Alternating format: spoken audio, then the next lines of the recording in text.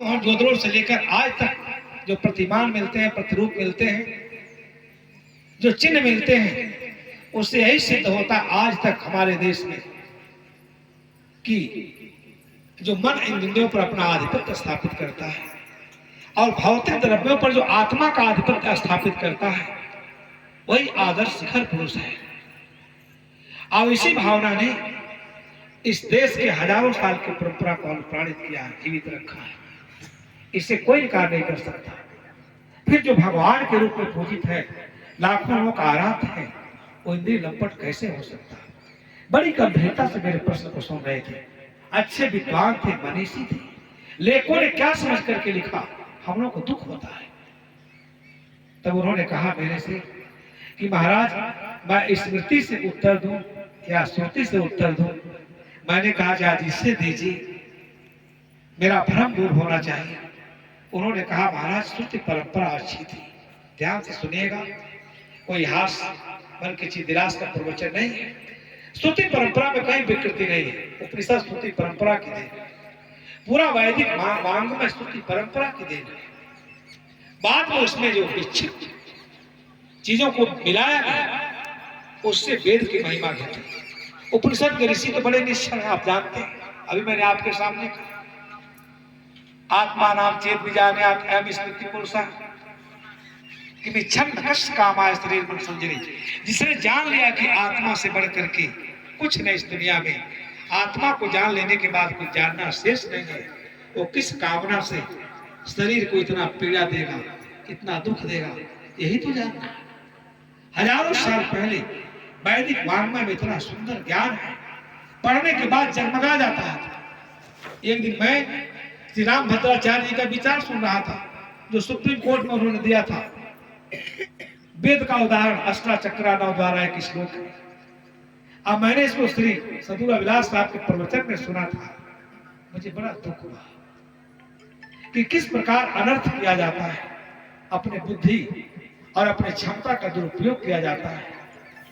अष्टाचक्रा नौ द्वारा रूपी शरीर है, इसी में राम रूपी, राम जो अयोध्या निवासी राम की अवधपुरी है, ये शरीर।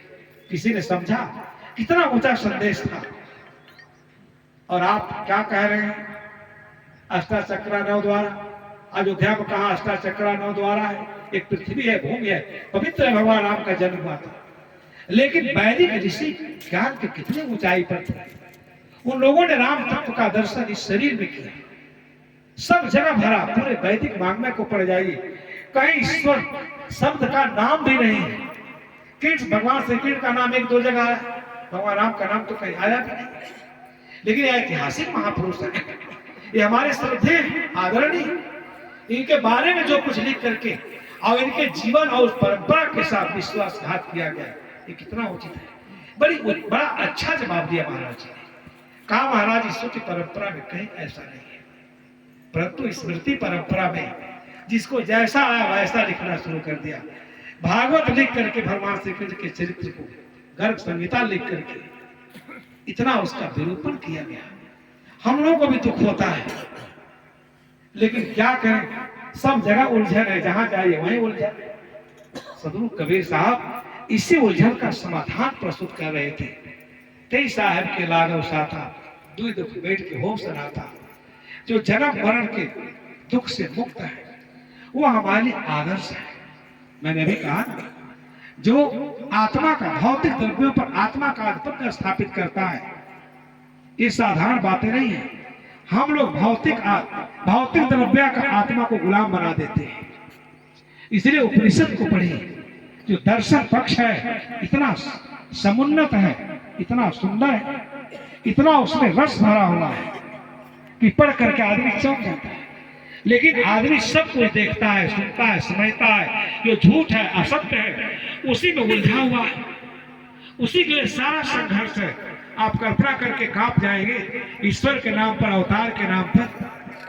भारत है, दुनिया में इतना संघर्ष हुआ, युद्ध हुआ, आज भी हो रहा है, लेकिन हम सब कुछ अपने सारे कुकृत्य को ईश्वर के ऊपर क्या करते, थोप देते हैं। जो करा रहा वही करा रहा, इसमें हम कुछ निमित्त कारण नहीं। ये दुखद पक्ष है। इसलिए सदगुरु कबीर साहब का दर्शन है, उपनिषदों का दर्शन है, सभी महापुरुषों का दर्शन है। सत्य तो सबको कहना पड़ता है। गोस्वामी जी क्या सत्य नहीं कह रहे? सत्यों की महिमा में क्या कहा गोस्वामी जी? बंदो संत समान चित्त हित अनहित नहीं। ये वर्णन है गोस्वामी जी का, और हमको बुद्धि से विवेक से उसको छान करके निकालना चाहिए। जहां कुछ अब अवैज्ञानिक बातें कहते हैं, विधि विरुद्ध बातें कहते हैं, विवेक विरुद्ध बातें कहते हैं, वो श्रद्धा का अतिरेक में कहते हैं, तो ये सत्य तो अभी कहते हैं। किसकी वंदना करना चाहिए? बंदो संत समान चित्त हित अनहित नहीं को। उस संत की वंदना करिए जिसके चित्त में समता है, जो राग रहित है, नैष्क्रम में जीवन में जो जी रहा है, स्वयं में ठहरा हुआ है, इतना संसार से उदास। कबीर साहब ने कहा राम चरण चित अंत, बीजक तो पढ़ते हैं आप लोग, कितना पवित्र ज्ञान। राम चरण चित अंत उदास, संसार से उदास हुआ। कबीर के राम का जो चरण वगैरह तो नहीं, परंतु उसका राम हृदय निवासी है, उसी में एकदम निमग्न रहो, ये उनका अर्थ है। ऐसा उद्भाषित वेद भी करते हैं, सभी महापुरुष करते हैं, लेकिन हम उसे ठीक से समझने का प्रयास नहीं करते। अद्भुत अद्भुत वचनों का निरसन किया गया है। गोस्वामी जी के इस दोहा को समझें, कितना गहन सुख की अनुभूति होती है। बंदो संत समान चित्त हित अनहित नहीं को। जिसके हृदय में, जिसके दृष्टि में न कोई दुश्मन है, न कोई मित्र है, न कोई शत्रु है, अस्तित्व मात्र में वो अपना दर्शन कर रहा है। अगाध ज्ञान की रास तो हमें भरा हुआ है, हित अनहित नहीं को। जैसे महावीर स्वामी ने कहा, मित्र में सब हुए सु बैरन मत झलक नहीं। मेरी मित्रता समस्त अस्तित्व मात्र से, जड़ चेतनात्मक जगत से मेरी मित्रता है, परंतु मेरा बैर किसी से नहीं है। ये संत की उदारता है। ऐसे संत ही हमारा कृतार्थ कर सकते हैं, हमारे जीवन को धन्य बना सकते हैं। उन्हीं के सानिध्य में जाकर हम पुण्य पाथे अर्जित कर सकते हैं। ये संदेश है महापुरुषों का। हित अनहित नहीं को, अंजल गत जिन सुमन सुख कर सुगंध कर। कोई कोई दोहा ऐसा जो हमारे आत्मा को छू जाता है। जिस प्रकार से अंजलि में हम जिस फूल को तोड़ते हैं, हमारे अंजलि को भी शोभायमान करता है, शिकायत भी नहीं करता क्यों तोड़ दिया। आप अंजलि को क्या करता? सुगंध से भर देता है जी। जो तोड़ता है उसके हाथ को भी गरिमा शोभायमान कर देता है, और जिस देवता पर चढ़ाता है उसको भी शोभायमान करता है। ऐसा संत का चरित्र है। उसकी वंदना करें, उसकी पूजा करें, उसकी सेवा करें, उसके सानिध्य में जाकर ज्ञान प्राप्त करें और अपना उद्धार करें। इसी विषय पर सदगुरु कबीर साहब ने बहुत जोर दिया। पूरे ग्रंथ को पढ़िए। जब कभी कभी कहा जाता है कि कबीर ईश्वर विरोधी थे, हम लोग कहते हैं ईश्वर के सबसे बड़े उपासक कबीर साहब। आप जिस ईश्वर को गलत तरीके से मानते मनवाते हैं, उससे समाज का नुकसान है, मनुष्य के बुद्धि का आप क्रांत बना देते हैं। इसलिए सदगुरु कबीर साहब का जो ज्ञान है अद्भुत है। समय हो गया नहीं, सारा जगत कर्म के नियम से शासित है। कर्म के पूरे अनंत विश्व ब्रह्मांड में कर्म का नियम ही दिखाई देता है और कुछ नहीं। क्षमा नाम की कोई चीज ही नहीं है।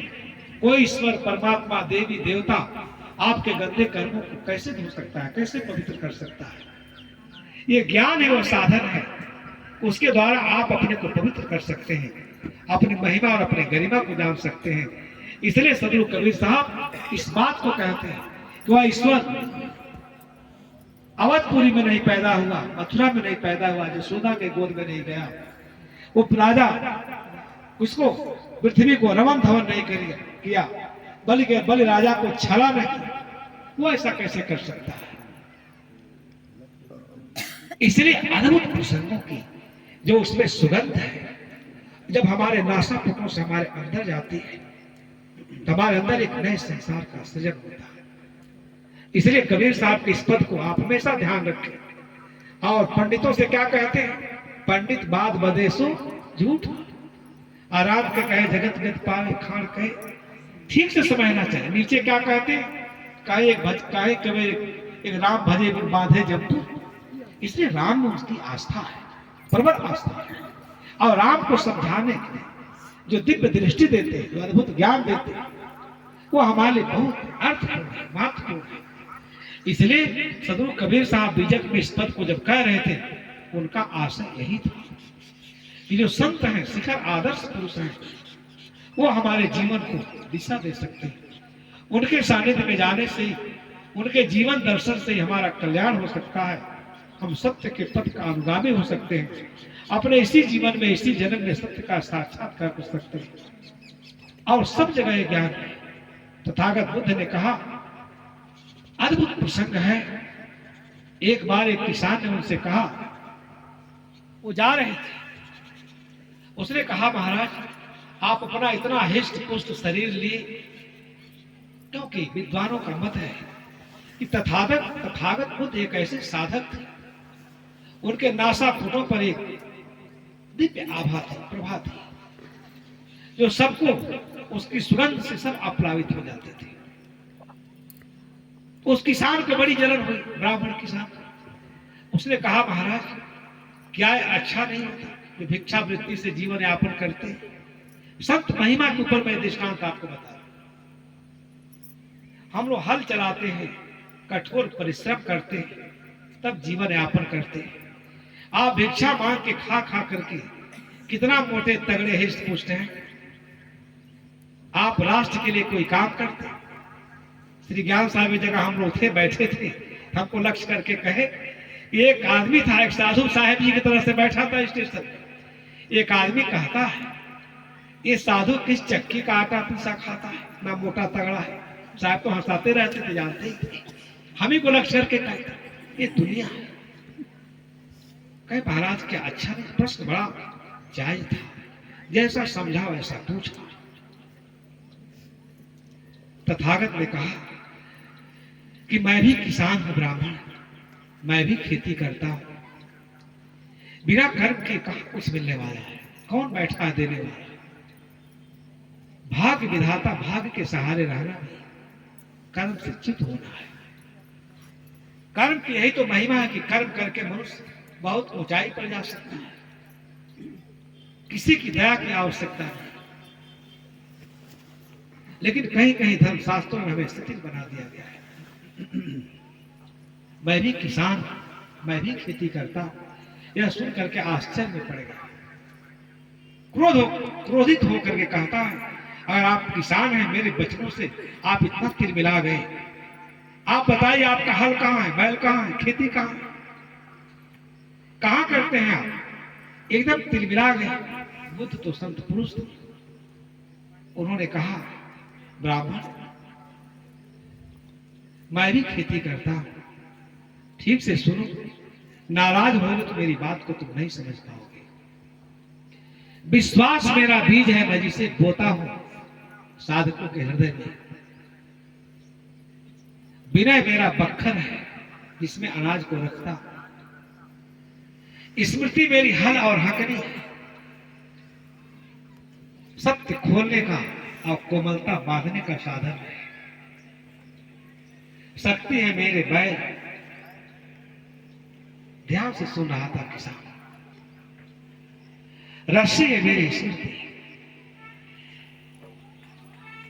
जिसे बैल करके मैं खेत को जोतता हूं और खेत का सारा कमास निकाल देता हूं, कबाड़। आज उससे फसल उगता है ना किसान, और निर्वाण का, मोक्ष का, उस उपलब्धि के बाद कुछ उपलब्ध करना शेष नहीं रह जाता, सब वहीं परम तृप्ति हो जाती है। ये मेरा जीवन है। मैं भी किसान हूं, किसानी करता हूं, श्रम करता हूं, तब खाता हूं। और मैं जोतता हूं, खेत जोतता हूं, संसार रूपी खेत। सबके हृदय में जो किमास है, भ्रम है, उसको मैं निराई गुराई करके सारे भ्रम के किमास को निकाल देता हूं। और इसलिए उसमें जो फल प्रकट होता है, वो निर्वाण का, मोक्ष का। ऐसा ही तुम भी करो किसान, तभी उसी से तुम्हारा जीवन धन्य होगा। संसार तो चलता रहता है, कौन किसको खिलाता है? इन महापुरुषों की कितनी अनंत कृपा है। किसान चरण पकड़ करके रोने लगा, कहे तुम परिश्रम कर सकते हो, लेकिन जब तक अपने अंतःकरण का जो भ्रम है, किमास, उसको नहीं निकालोगे, अच्छा सदगुरु नहीं मिलेगा, उपदेष्टा नहीं मिलेगा, तब तक मोक्ष निर्वाण का फसल तुम नहीं काट सकते। अब बाकी जो तुम संग्राम करने में तुम्हारा चित्त उलझा है, लगा है, इसका उससे कोई प्रयोजन भी नहीं किसान। ये सब थोड़ी देर के लिए है। इसलिए मैं तुमसे भी निवेदन करता हूं, उठो, जागो, और तुम भी यही किसानी करो, यही खेती करो।